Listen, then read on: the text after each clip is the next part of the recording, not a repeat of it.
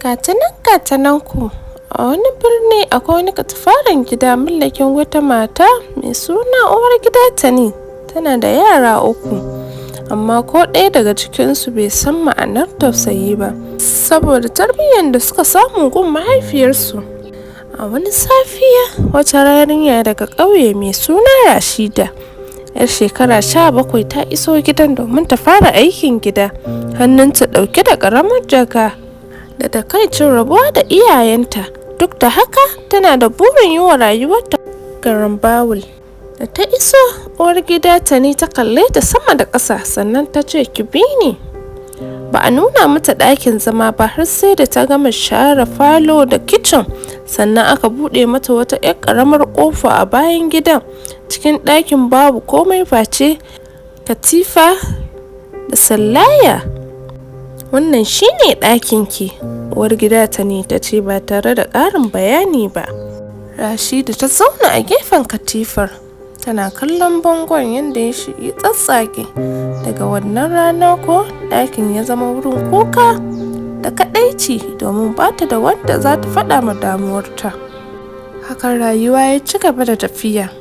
Rashida duk asuba za ta tashi da goge dukkan sassan gidan kafin yara su tashi. A daidai lokacin da take sharan falo, haka yaran za su zo suna zubar da kayan wasa da abinci, suna mata dariya, suna kallon ta a wulakance saboda yanayin da tarbiyyar da mahaifiyarsu ta basu.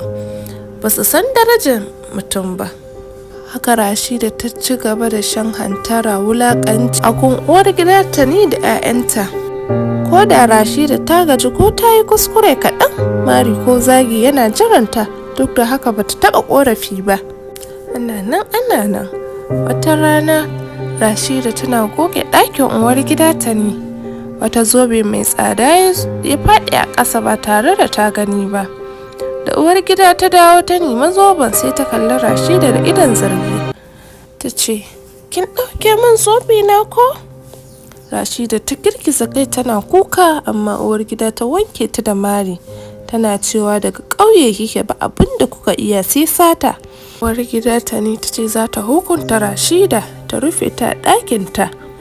Aka daina ba ma Rashida abinci cikin shiru da yunwa da kaɗaici. Haka Rashida ta yi ta ambaton Allah.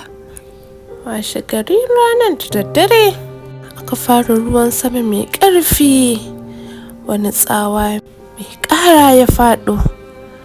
Uwar gida tana falo da 'ya'yanta, gas ɗin kicin ya fashe, gobara ta tashi, kowa ya ruga waje cikin tsoro, amma ƙaramar yarinyar su bata fito ba.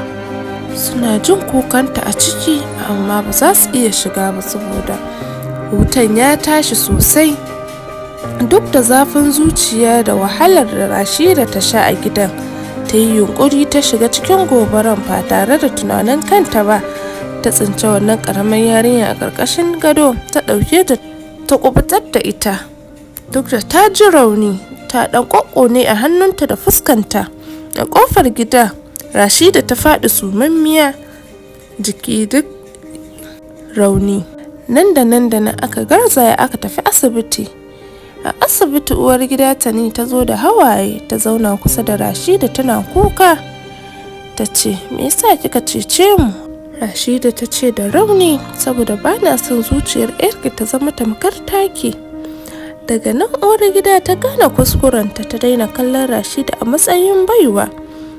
Ta tura ta makaranta. Bayan shekaru, Rashida ta zama lauya mai kare yara da matan da ake cutarwa.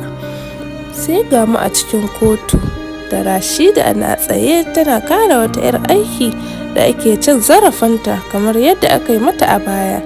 Rashida yarinya ce da aka tozartar da ita, amma yau ita ce murya ga marasa murya.